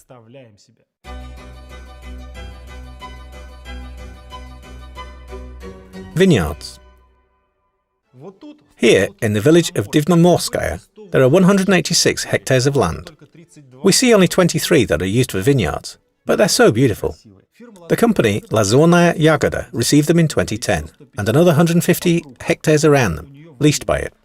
This is a fairly well-known winery. They have a website. You can see these exact landscapes, beautifully shot for advertising brochures. There's also a photograph of the winery itself, a small factory. Very nice. Here it is, right before our eyes. Its area, 5,244 square meters. The building is completely wooden, and classical music plays inside around the clock for the maturing wine. It's believed that this makes the wine better. It's also got its own helipad, measuring 60 by 60 meters. What winery can do without it? By the way, the site is connected to a secure government line. I don't know why, but I can imagine that it can be very convenient when someone on the other end of the line urgently needs a bottle or two. We fly from the winery and see the fence and the checkpoint inside the facility. This, as we have already seen from the example of Putin's palace, is a common practice. It allows us to isolate the winery staff from the cottage staff and protect secret objects from prying eyes. We fly over the vineyards and understand that there is indeed something to hide. A huge dacha, or chateau, as it's called in the documents. The building has a quirky shape with many balconies and open areas. The area is 2,389 square meters. Near it, the 3,201 square meter spa complex with a large veranda, as well as an artificial pond. There are small houses for birds on the pond. Why does Putin need another dacha 10 kilometers from the huge palace? One of the project's developers described it to us like this. You sit with a glass of red wine and admire the sea views at sunset. Apparently, in the neighbouring Praskoveevka, where a tasting room was specifically cut down in the rock, the sunsets are different. Together with the palace, these vineyards were sold to Ponomarenko in 2011. But then came an interesting turn of events. Just 4 months later, Ponomarenko himself sold them too, to none other than the chairman of the Party of Growth, business ombudsman Boris Titov. For the next 6 years, he formally owned these vineyards, launched wine production, and then returned the chateau and vineyards to Putin's friends in 2018. It's interesting that all the while, Titov was the owner, treated the journalist with his wine, and in general actively pretended that this was his new long-term project. Legally, this enterprise continued to be controlled by the management companies known to us, owned by Putin's friend and affiancé, Nikolai Shamalov, Tatiana Kuznetsova, Ina Kolpakova, and Ivan Serditov. What about Titov? And what about Titov? Titov, too, received some benefit for himself from participating in this cover operation. Just a year after his Abrao became the owner of Lazornaya Yagoda, Vladimir Putin appointed Boris Titov as the business ombudsman by his decree. Even this position was specially invented for him, so that Putin's business would be protected. Sure, the business likes to whine sometimes, but still. To tell our story further, we need to take a close look at this bottle of wine. It's bottled in this very winery. The label says exclusive wine, Usadba Divnomorskaya, made according to the best European technologies from grapes grown on the terroir, near the city of Gelendzhik, on rocky slopes descending to the Black Sea coast, surrounded by a relict pine forest. And here is the manufacturer. But for some reason, it's not OOO Lazornaya Yagoda, but another company, AO Divnomorie. And here we find another of Putin's schemes, worth many billions of rubles. The wine is actually not produced by Lazornaya Yagoda, but by this company, Divnomoria. It rents a production building, a 2,000-metre warehouse, from Lazornaya Yagoda, grows grapes and sells them under the brand name Usadba Divnomorskaya. The business is small, about 150,000 bottles a year. For comparison, Abrao produces 39 million bottles. But despite this, in 2018, someone issued an interest-free loan to Divnomoria, 7.5 billion rubles. Someone donated 2.5 annual budgets of Gelendzhik to a tiny winery. This benefactor, and concurrently the only owner of AO Divnomoria, was 42-year-old Vladimir Kolbin. There is nothing remarkable in the biography of this person. He worked as a hired director of the Gelendzhik seaport. This man is certainly not poor, but he doesn't look like an oligarch. Here is his 337-square-metre house in Gelendzhik, half a kilometre from the sea. The house was bought a year ago. In December 2019, it's certainly not a billionaire's palace. His 214-square-metre house in the Leningrad region is even more modest. Where could he have gotten 7.5 billion rubles from? From his dad. Vladimir Kolbin is the son of Pyotr Kolbin, the very childhood friend of Putin, with whom they went to the village disco together, and who later became one of Putin's wallets. In 2018, Kolbin Sr. died, but it's obvious that his position as the holder of Putin's money was inherited by his son.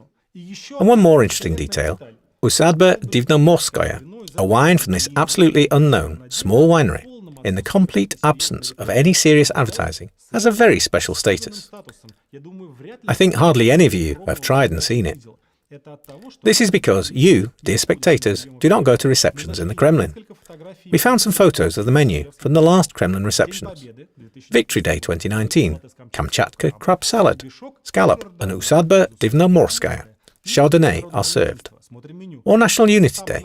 Look at the menu, the same set. Putin personally treats his friends and comrade Xi Jinping from China with this wine, and discusses deeper integration with Lukashenko while drinking the same Chardonnay.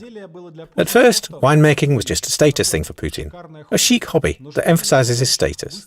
But the desire of others to curry his favor and an unlimited amount of money led to the inevitable. The hobby got out of control. Second vineyards were set up. which turned out to be even larger and even more expensive than those that we have just shown you. And in the middle of them, we found a whole super winery. The new vineyards are located in the opposite direction from the palace, just 9 kilometers away, in the village of Krynica. In the 19th century, a group of members of Narodnaya Volya and Tolstoyans with their families moved here and organized a community. In 1886, they founded the first vineyards here. 130 years later, this gentleman from St. Petersburg came to replace the Tolstoyans. Nikolai Yegorov, who sat at the same desk with Putin at the Institute. His company, Axis Investments, rented 140 hectares of land right here in 2015. Now look at these nasty pictures. Who is this man beaten to a pulp? Maybe the leader of a terrorist cell who was detained somewhere in the woods. A dangerous bandit. No, this is the famous Krasnodar ecologist, Andrei Rudamacher. The photo was taken after he was beaten up by unknown people. Rudamacher had his skull and nose broken. He had chemical burns to his eyes and other injuries. This happened after he and his colleagues went to Krynica with an environmental inspection. Environmentalists went there to film whoever was illegally cutting down the forest there. And they found a giant construction site, fences, 6 security posts, and a Byzantine-style church there. After the attack on Rudamacher, Novaya Gazeta journalists discovered that this unusual church was imported from Greece. And this was done by the manager of Putin's palace and other vineyards, the wife of the head of the FSO military unit, Tatiana Kuznetsova, whom we have already mentioned many times. Journalists even wrote a request to Axis, demanding a comment on what Kuznetsova was doing with them. And they were directly told that Kuznetsova was the technical customer of the entire project. That is, the person who manages the construction on behalf of the property owner. I can repeat this story like a parrot for the 3rd time. These vineyards are actually part of Putin's property. The palace was registered for one person. The vineyards in Divnomorsk for the 2nd. These ones for the 3rd. They're still managed by the same people. Let's rather see from the air what is hidden behind the high fences, and what new construction of the century is unfolding right now. We fly from the Black Sea to the other vineyards of Vladimir Vladimirovich Putin in the village of Krynica. The 3 fields in front of you are just a small part of them, only 18 hectares. To the right, there are 2 times more. All the land around the vineyards is also Putin's, 140 hectares. Over there, in front, we see a huge construction site and fly to sea. Hundreds of workers are building a super modern, huge winery there. Some of the builders live in these prefabricated structures. Some are brought in by buses every day. 3 billion rubles are spent annually on this project, an incredibly expensive hobby at others' expense. We fly on. The building on the right is one of the 2 checkpoints within an area of 830 square meters. The huge gate allows you to drive any trucks through this building. A little more to the right is the administrative building. We turn around and see the 1,208 square meter building of the energy center. It's from this building that the entire winery will be supplied with electricity and heat. And we find ourselves exactly above the garage for agricultural machinery, 1,149 square meters. We turn a little over the already completely refined territory and see the winery itself. According to the documents, its area is 13,762 square meters, which is only 4,000 square meters less than Putin's palace. The new wine complex, although not completed, already has an official name, Old Provence Winemaking Compound. And if, at the plant in Divnomorskoye, recordings of classical music are played around the clock for Putin's wine, here there is enough room for a whole symphony orchestra, to the envy of the finest Tuscan wines. Impressive, right? But now I will impress you even more. We found the company that supplies equipment for this winery. In their customs declarations, they indicated that the items they brought in from abroad were for the Krynica winery. In total, we found 58 declarations, a drop in the ocean of the purchases during the construction of the plant, but they are striking to the core. Conus-shaped tempered glass vase, 30,000 euros, or 2.6 million rubles. Pendant chandelier, gold moon, with a system of decorative leaves, 2.7 million. Fabric sofa with 20 pillows, over 3 million. Coffee table with melted metal finish, 4.3 million rubles. A coffee table for the price of a 2-room flat in Balashika. I am the richest person, not only in Europe, but in the whole world. And a few more special items, not so expensive, but perfectly showing us the world in which Putin lives. This is an Italian toilet brush for 700 euros, or 62,000 rubles. And a toilet paper holder for 1,038 euros, or 92,000 rubles. 150,000 for a brush and a toilet paper holder in one bathroom only. And there are, of course, dozens of them. And this is not a residential building, not a dacha, this is a factory. Putin will not live here. He will sometimes drop in here, walk between the vineyards, praise the terroir, and say, what a delight. But in case something happens, a brush and a paper holder for 150,000 rubles will be waiting for him in the toilet. The annual pension of the average Russian pensioner is in one of Putin's latrines, which he may never enter. We will be able to annually increase the old age pensions for non-working pensioners by an average of 1,000 rubles. But the winery is not limited to this. The company, Axis Investments, has a twin, Apex Yug, and we discovered that it owns another 150 hectares of vineyards, 2 kilometers west of Divnomorskoye. Thus, the total area of Putin's hobby has grown to 530 hectares. And one more thing before we go too far from Krynytsa. This section, which we saw during our flight, is leased by a company called Yuzhnaya Citadel. It's also a part of Putin's Black Sea Empire, the defense part. This company is engaged in the cultivation of oysters and mussels.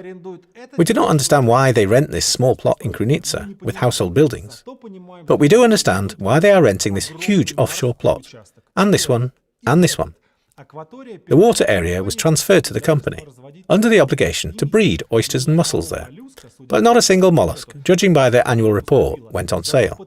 However, under the pretext of this oyster farm, people can be prohibited from approaching the palace by water. And just for the mention of this oyster farm, the oligarch, Mikhail Prokhorov, dispersed the leadership of the RBK media, which he owned.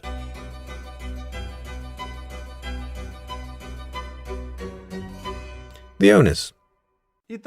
So, you and I saw a huge bribe that was given to Putin. Now there is very little left. To figure out who paid it, and how our president for life formalizes his secret assets, we have thousands of bank transactions, contracts, powers of attorney, registration documents, and stories from those who worked at this construction site. This is more than enough for us to prove that the palace and vineyards are a single legal and financial system. The same people pay for everything. And B, to demonstrate how Putin's slush fund works. People pool some money, it goes to special firms, gets mixed, and then is spent on entertaining the national leader. We will see how. We'll start with who owns it all. More precisely, to whom it is registered. Respect where it's due. Given that the local people refer to this place only as Putin's palace, the level of secrecy is impressive. Here is the winery in Divnomorskoye. Here are the vineyards in Krynytsa. Here are some more vineyards, not far from Divnomorsk, the oyster farm and the palace. All of them are registered to specially created joint stock companies into which money is pumped. These joint stock companies hide their owners, and all 5 formerly unrelated companies have chosen one registrar, TSUR, Center for Accounting and Registration in St. Petersburg. This company is a specially created pocket registrar, controlled by Putin's friend, Kovalchuk. It keeps information about the real shareholders of all our Gelendzhik companies, as well as other well-known assets of the Kovalchuk's Russia Bank, National Media Group, etc. This Kovalchuk's register was created specifically so that it was impossible to say exactly what belongs to whom. Therefore, we need to prove it in other ways, using accounting reports, annual reports, powers of attorney, and so on. We expand our scheme further. Vineyards. We have already established that AO Divnomoria belongs to Kolbin. Lasnoye Yagoda, which owns the vineyards and the chateau, belongs to the non-profit partnership development of agrarian initiatives. This is a special fund, owned by the same Kolbin and our old friend, Gennady Timchenko. Well, not our friend, but Putin's old friend from the 90s. Axis and Apex, along with their toilet brushes, were also sold to them in 2019 by Putin's classmate Yegorov. For 300 hectares of land, an almost completely built superplant and set up vineyards, agrarian initiatives paid only 60 million rubles to the previous owner, Yegorov. Here we need to stop for a while and explain the meaning of the scheme with this non-profit partnership. I hope you remember our film, Don't Call Him Demon, about Medvedev, who also had all his secret dachas registered to non-profit funds. Putin uses exactly the same scheme, only he has much more money. The point is, it's easier to transfer money to such funds, since they're non-commercial, and there's no need to pay taxes. So it's actually a wallet, or rather a chest for fundraising. And they don't even pretend to be engaged in some kind of activity. Let's see. Here is the annual reporting that NPOs are required to submit to the Ministry of Justice. This is the report of Kolbin and Timchenko's developments of agrarian initiatives. As you can see, judging by these figures, their agrarian initiatives are unimpressive or non-existent. But if you open the annual financial statements, the picture is completely different. Tens of billions in accounts. And as we see, they come in the form of donations and assignments. Not only money is donated to the fund, but also shares of companies. They receive rights of claim under loan agreements. So much money has accumulated on the fund's accounts that just the interest on deposits bring them 650 million rubles a year, interest only. Timchenko and Kolbin have another such fund that finances the same projects. Development of an efficient investment market. It's the same story. On the accounts of an unknown company, with one full-time employee, are 21 billion rubles. We still have oysters in the palace left. According to the official version, both are owned by Ponomarenko. The palace was last re-registered in 2017, when the offshore company, Savoyan, was replaced by the Russian company AO Bino. The old owner is represented by a certain Natalia Tikhomirova by proxy, and the new owner is also represented by Natalia Tikhomirova, who is the director of Bino. She's also the director of Yuzhnaya Citadel, which is responsible for oysters and defense. It's amazing, as if they are selling to themselves. In general, there are a lot of amazing things about Bino. How do you imagine a company that owns the most expensive real estate in the world? A company that owns the presidential palace, albeit illegally and fraudulently. Not like this, I bet. We're in St. Petersburg, in an ordinary residential area, somewhere near the outskirts of the city. It's here, in a very modest business centre, that Binom rents the premises. It's right there, here, behind this window. Tens of billions of rubles are spinning. Here the company rents a space of less than 10 square meters. This isn't even enough for one employee. They hide the real owner from us, but we can at least look at who represents his interests at meetings of shareholders. That is, the main person in Binom, under whose signature all decisions are made. This is a certain Alexander Samesyuk. We can also study the powers of attorney to see which lawyers work for Binom, who can sign its documents. We get a few more names. In total, we have compiled a list of 5 managers of the Binom company. Director Tikhomirova, a representative of shareholder, and 3 lawyers. Do you know what unites them all? They are all staff members of another company, Accept, which belongs to Mikhail Lvovich Shilomov. Who is this new character, who seems the most important in the scheme of ownership of the palace? The hint can be found directly on the official website of Vladimir Putin. Vladimir Putin's mother, Maria Ivanovna Shilomova, was a very gentle and benevolent person. Putin's mother, Maria Ivanovna, had a brother, Ivan Ivanovich, and Mikhail Shilomov is his grandson. That is, Putin's first cousin once removed. Mikhail Shilomov was born in 1968, and in the late 80s and 90s he worked on construction sites, then got a job as a photographer in a photo studio. Shilomov's career was so unsuccessful that he was literally arranged for any job by an acquaintance. In 2002, Shilomov was appointed to the state shipping company, Sovcomflot. Let's listen to the person who directly hired him. First of all, tell me, you used to be the head of Sovcomflot, right? That's right, from 2000 to 2004. And Shilomov was an employee of Sovcomflot. So you've seen him yourself, right? Yes, I was the one who hired him. It was between 2000 and 2001. I don't remember exactly. All right, since this is a very extraordinary man, please tell me how he ended up there. Well, part of my job was solving staff issues. Almost every member of the board was taking up somebody's case in one way or another. This included Igor Ivanovich Sechin. He wasn't on our board, but I met with him. And he once asked me to give a job to a man in St. Petersburg. I asked if he worked on land or on the ship to know where to appoint him. He told me to see for myself and gave me a file with data on this guy. I looked through this file and decided to forward it to the head of our St. Petersburg office.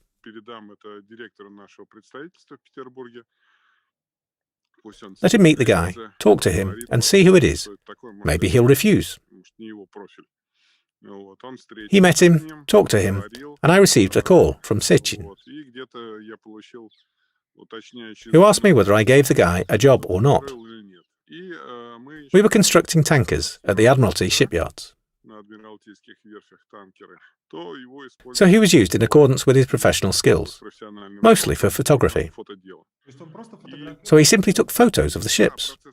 Not the ships, but the construction process. Plus he did some minor office work. I later thought that I should ask Mikhail why there was such an interest in this person. First the minister personally asks me about him, then Kozhin. So I asked Shilomov, Mikhail, I need to know for the future what to expect and how to react. So please give me some explanation who you are. He then told me in secret that he is a close relative of Putin. And at the same time, at the very beginning of the 2000s, during Putin's first term, Shilomov, who lived very modestly, began to grow fabulously rich. The very same Accept company was given shares in Putin's pocket bank, Rossiya Bank, and the largest Russian insurance company, Sogas. Even back then, it was hundreds of millions of dollars. Shilomov was to be considered one of the richest people in the country. But all this time, he continued to work as an ordinary hired employee in Sovcomflot, worked in the office and lived in a modest townhouse on the outskirts of St. Petersburg. He still lives there. After all, his wealth doesn't belong to him. He's just a nominal owner of what Putin stole or received in the form of bribes. Remember the recent news before the new year? A Kyrgyz boy wrote a letter to Putin, like Santa Claus, and asked for Gazprom shares as a gift. Putin noticed this letter. They made a whole newsfeed out of it. Everyone laughed touchingly. And unfortunately, they gave the boy not shares, but Tula gingerbread and a portrait of Putin.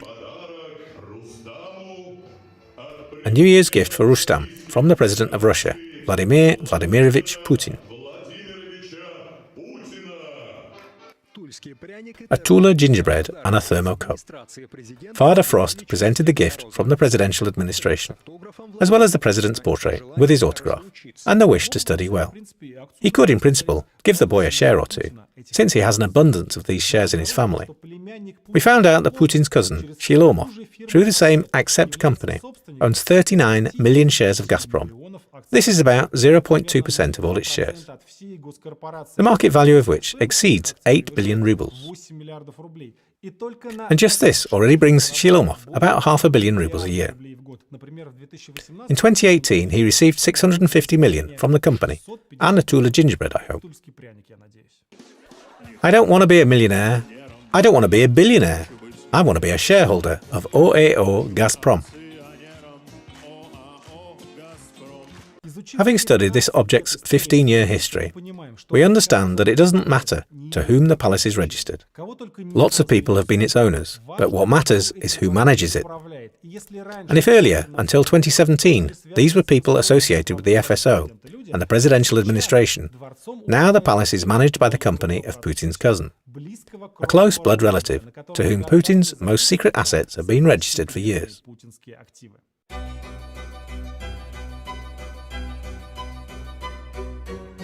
The sponsors. Now we get to the most interesting part. Who's paying for all this? Remember where we started? The main rule of Putin's corruption is to keep money with those you know for a long time.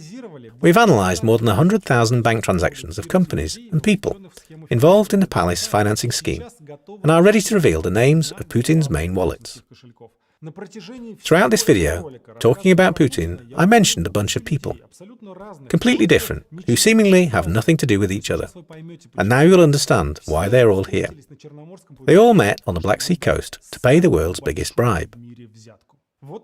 Here are our companies, already familiar, to which the vineyards and the palace are registered. Let's start with the vineyards and chateau in Divnomorskaya. The company Avno Divnomore, which produces wine, Usadba Divnomorskaya, received over 8 million rubles from Vladimir Kolbin, the son of a childhood friend of Vladimir Putin, Pyotr Kolbin. The company Azornaya Yagoda, which owns the vineyards and the chateau, received the most money from the Russian company Aratron, more than 2 billion rubles. Aratron belongs to the St. Petersburg businessman Alexander Plechov. This is a very interesting and not at all random character. Remember the billions of dollars that were found in the accounts of Putin's childhood friend, cellist Voldugin, in the Panama Papers? He spent almost all the money he earned on purchasing musical instruments abroad, and he brought them to Russia. These billions, for some reason, were transferred by state-owned companies and oligarchs, and the cellist himself apparently had no idea what he owned. That is, these are literally Putin's personal billions, his offshore wallets. Alexander Plechov was the manager of these offshore companies by proxy, and another offshore company which received money from the oligarch Mordashov and the Rutenbergs was registered to Plechov personally. Plechov's Arachon, by the way, gave money not only to Lazornaya Yagoda, but also to Divnomoria and Yuzhnaya Citadel, which was supposed to breed oysters and mussels. Plechov runs his business in St. Petersburg, together with another of Putin's friends and dacha neighbor, Yuri Kovalchuk. Kovalchuk appears in our diagram along with a whole cloud of offshore companies. This is a whole web of companies controlled by him that transfers money back and forth. These offshore companies are also used to finance the personal assets of the Kovalchuk brothers, such as houses in Gelendzhik and the Leningrad region, planes, helicopters, and many other assets that are attributed to both Kovalchuk and Putin. The offshore company Forstis stands out here. It also gave money to both Divnomoria and oysters, but most of it, $1.5 billion, went to Lazornaya Yagoda. It was also mentioned in the Panama Papers. With its help, Roldugin's firms transferred money from offshore companies back to Russia, to the Russian account of this company. But this is not all the money at the expense of which Lazornaya Yagoda exists and grows grapes. They are also maintained by the state corporation Rosneft and Putin's main protege, who once carried his briefcase during his days at the St. Petersburg mayor's office, and now for some reason is considered great and terrible, Igor Ivanovich Sechin. A lease agreement has been signed between Lazornaya Yagoda and a subsidiary of Rosneft, according to which the state corporation pays the winery 40 million rubles per month. For the rent of God knows what. Lazornaya Yagoda simply has nothing that could be worth that kind of money. Right now, you can rent an office with an area of 13,742 square meters for this money, on several upper floors in a skyscraper in Moscow City. In total, Lazornaya Yagoda received almost 2 billion rubles from the state company Rosneft with such fictitious lease payments. We stop here because this is the most important part of the scheme that needs to be processed. There are companies owned by two billionaires, Timchenko and Kolbin.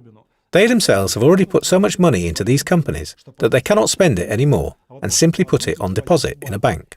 And still, billionaire Kovalchuk, cellist Voldugin, and the state company Rosneft are throwing even more money there. Why? Because before us is the legendary Putin's slush fund. It's just like in the books you read about thieves in law. Putin's businessmen pay tribute to their boss, who spends this money at his own discretion. Moving on, the other vineyards and plant in Krynytsa. They are being built with the money of several people. First of all, Gennady Timchenko, Putin's business partner from the 90s, gave 3.3 billion. And another 3 billion was given by Putin's school friend, Nikolai Yegorov. I have already mentioned him many times in this video.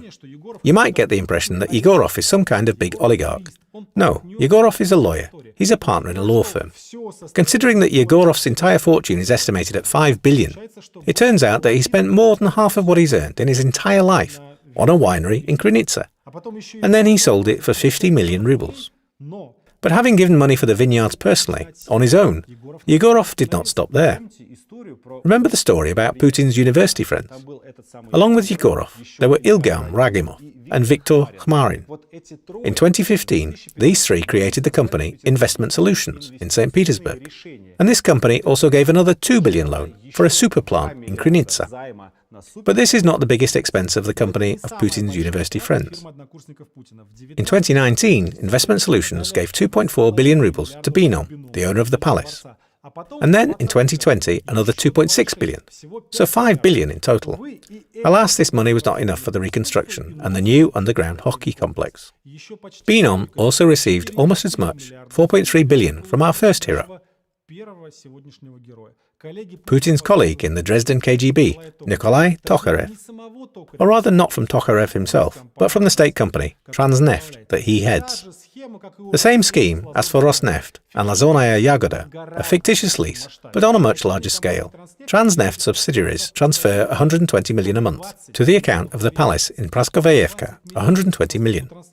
Since Transneft is still completely state-owned, they have to make excuses for spending such huge sums of money to rent an amphitheatre in the village of Praskoveyevka. Therefore, the head of the company, Nikolai Tokarev, comes here once a year to take a photo and pretend that he's holding some kind of working meetings here. Only these meetings are not held in the Athenaeum or in a musical parlour, but here in a specially built camp for staff. Or here, Tokarev gets filmed on the helipad. Sure, this is a non-trivial approach to the organisation of work, which is what we do. Many processes had to be run in parallel. He arrives, poses for the camera, pays the money and leaves. In total, 4.3 billion rubles were transferred from the structures of Transneft to the account of the company that owns the palace over 3 years. Thus, state-owned Transneft is one of the largest sponsors of the construction of Putin's palace. Over the past 3 years, only according to the most conservative estimates and very incomplete data that we have at our disposal, 35 billion rubles have been transferred to the accounts of the palace and vineyards. This is the money that's being spent right now on reconstruction, on the construction of the winery and the daily maintenance of this huge economy. And we're not counting the $1 billion that had already been invested in construction by 2017.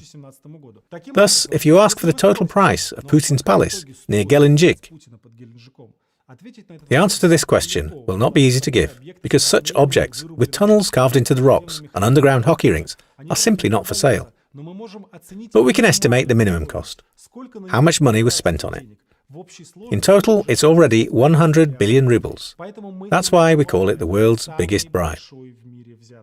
Putin's friends, who received from him the right to steal whatever they wanted in Russia, thanked him a lot, but in particular, they chipped in, collected 100 billion rubles, and built a palace for their boss with this money.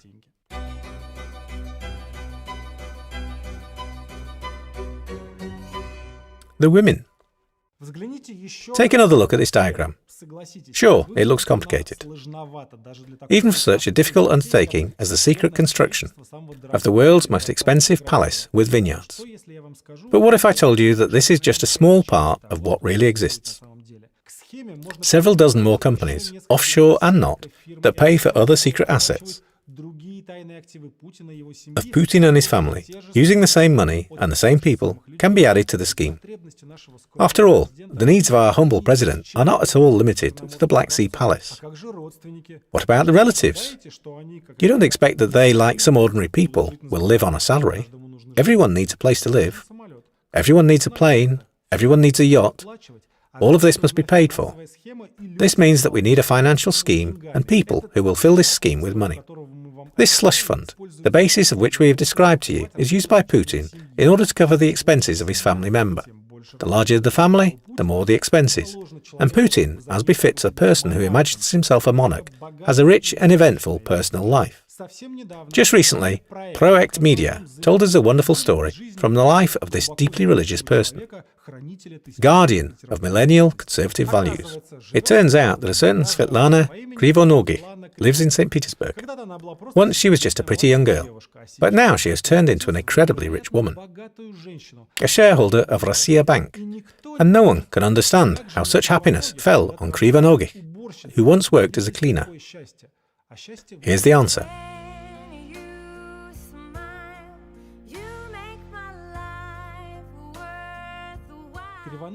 Krivonogih met Putin in the late 90s, and in 2003, according to a Proact, she gave birth to his daughter, Elizaveta.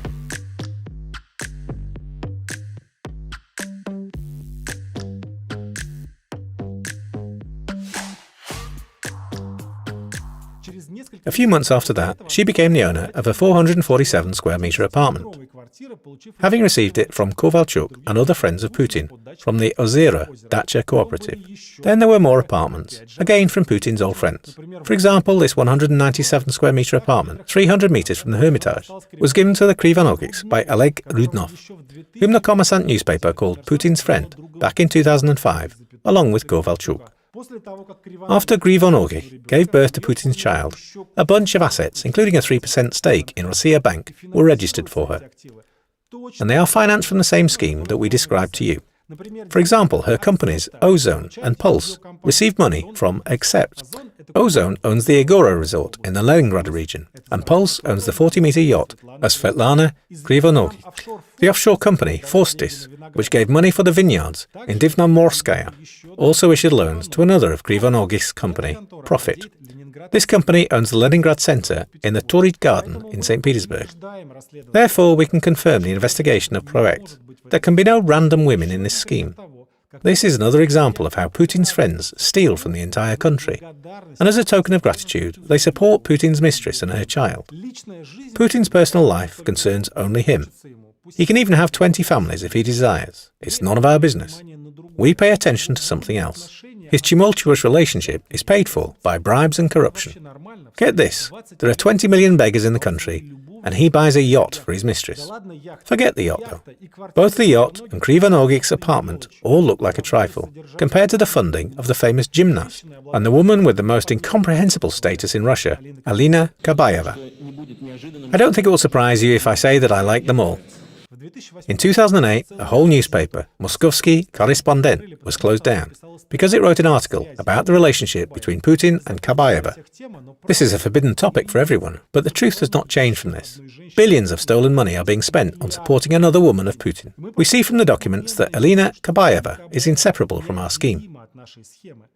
Alina Kabayeva's grandmother got a 212 square meter apartment in St. Petersburg from Gennady Timchenko. 4 days before that, another person involved in our scheme, or rather his father, transferred to the same grandmother 2 neighbouring apartments on the Arbat, 300 square meters each. In August 2013, businessman Grigory Baevsky, who can also be called Rotenberg's nominee, like Ponomarenko, handed half a hectare of land on Rublyovka and 2 houses on it, 1,454 and 1,722 square meters, to Kabayeva's grandmother. And after 5 years, the neighbouring land plot was bought by Kabayeva herself. I mean, a former gymnast has been appointed the country's chief media manager. She's the chairman of the board of directors of National Media Group. This structure belongs to the main holder of Putin's money, Kovalchuk. She owns almost half of the major media outlets in Russia, and there is no dispute, Alina Maratovna Kabayeva is the best in the world at jumping with a ball and a ribbon. But she would not have been able to manage TV companies and newspapers if not for her connection with Putin.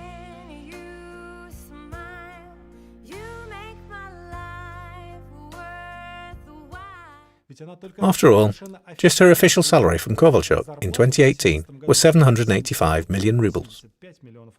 But do not think that Alina Maratovna and her relatives only receive these apartments and money. They give back too. Here is a touching document we found, a real document of the era. This is a registry extract for a relatively small apartment in Sochi. Alina's grandmother bought it in 2011, and 6 years later, the apartment became the property of Mikhail Shelemov, a relative of Putin. Consolidation of joint property is underway, so to speak. That is, the registry extract for this apartment is the only document in history, so far, where both families of Alina Kabayeva and Vladimir Putin appear together. Today, I have confidence in my future. I will go to the elections on December the 2nd and vote for United Russia and the person who gave me this confidence, Vladimir Putin. However, the life of a polygamist brings not only pleasure, but also problems. And the song known to everyone in our country seems to be directly dedicated to Vladimir Putin. Remember, 3 wives are wonderful, what can you say? But on the other hand, I've got 3 mothers-in-law. That's not so bad to have 3 wives. But it's much worse on the other hand. After all, Putin also has 3 mothers-in-law. At least 3. Fortunately for our national leader, he has what the heroes of the film, Kidnapping Caucasian Style, lacked: Gazprom. Gazprom used to have a subsidiary called Teplo Invest. Formerly, it was engaged in operating all sorts of small boiler houses, pipes, cable lines. A small structure. It doesn't even exist anymore. It was liquidated. But somehow, before liquidation, this company bought several super-elite apartments in the most expensive part of Moscow, the Ostazhenka area. In 2014, Teplo Invest became the owner of a 260 square meter apartment in this building on Prechistinka and a 220 square meter one on this one in Molochny Pereulok. These are very, very expensive apartments. And within a year after the purchase, one of the apartments, the more expensive one, went to the mother of Alina Kabayeva, Lyubov Mikhailovna Kabayeva, and the second, a little more modest one, to the mother of Svetlana Krivonogik. Remember what Gazprom says in its ads? National treasure. I think they need to change the slogan. Gazprom, using the national treasure to support Putin's mothers-in-law. The great Russian writer, Leo Tolstoy, once very clearly described the structure of power in Russia. The villains who robbed the people gathered together, recruited soldiers and judges to guard their orgy, and are feasting. This brilliant phrase still precisely describes what is happening in our country. The villains robbed the people. They recruited judges, the National Guard and FSB officers to guard their palaces while they themselves sit and play in their personal casinos, surrounded by wives, mistresses and children. And they will never voluntarily leave power. The stupidest phrase that you often hear sounds like this. Well, these have already stolen enough. Leave them be. Or new ones will come and start stealing again. You can clearly see that they'll never have enough. On the contrary, more money is constantly needed. Even if your salary is raised from 30 to 45,000 rubles, it's still not enough for you. It's the same with them. Buy this yacht, buy that apartment. The palace was built, but the pipe burst. It needs to be redone. And the contractor asks for more. And the children are growing up. And everyone needs their own house. And then Putin's daughter gets married, and her husband must be made the youngest billionaire in Russia. Otherwise she will make a scene. And the eldest daughter also has a husband. And Krivonogik's daughter is already an adult. Soon a separate yacht will be required.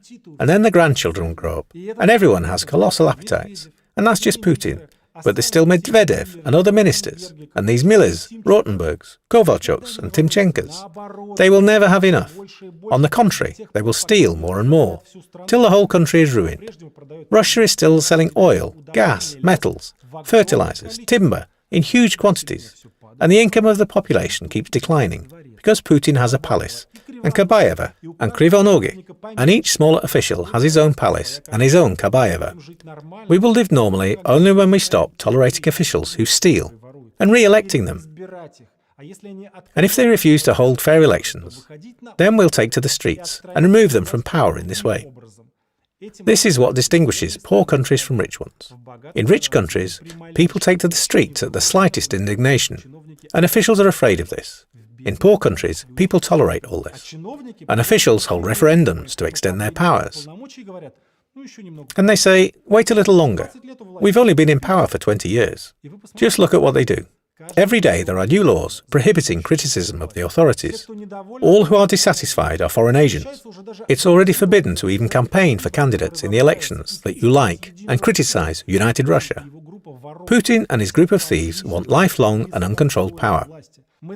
We've reached the point where it's no longer a group of people who rob the state, but the state itself has turned into an instrument of theft. The FSO and National Guard guard the palaces. The judges jail the dissatisfied. The FSB has created a group of murderers whose task is simply to kill those who refuse to remain silent. But the good news is that there are still many, many more of us. Putin and everyone who guards him, steals for him, falsifies elections for him. These are several 100,000 people. And there are tens of millions of us. We just don't believe in our strength. If everyone who watches this video shares it, we will tear the censorship to shreds. If 10% of the disaffected take to the streets, they will not dare to falsify the elections. If each of us registers and participates in the smart voting, then Putin's party of theft and degradation, United Russia, will lose the elections. Political competition will begin, and the quality of politics and officials will begin to improve. Fair courts and normal prosecutions will appear. Stealing on such a scale as now will become impossible. And step by step, we will start living better and richer. All we have to do is stop being patient. Stop waiting. Stop wasting your life and your taxes on enriching these people. Our future is in our hands. Do not be silent. Don't agree to obey the feasting villains. Subscribe to our channel. We tell the truth here. Help us share this investigation. They won't show this on TV. Thanks to everyone who investigates Putin's corruption. The Anti-Corruption Foundation was labelled as a foreign agent. We don't agree with this. This was done to obstruct our activities.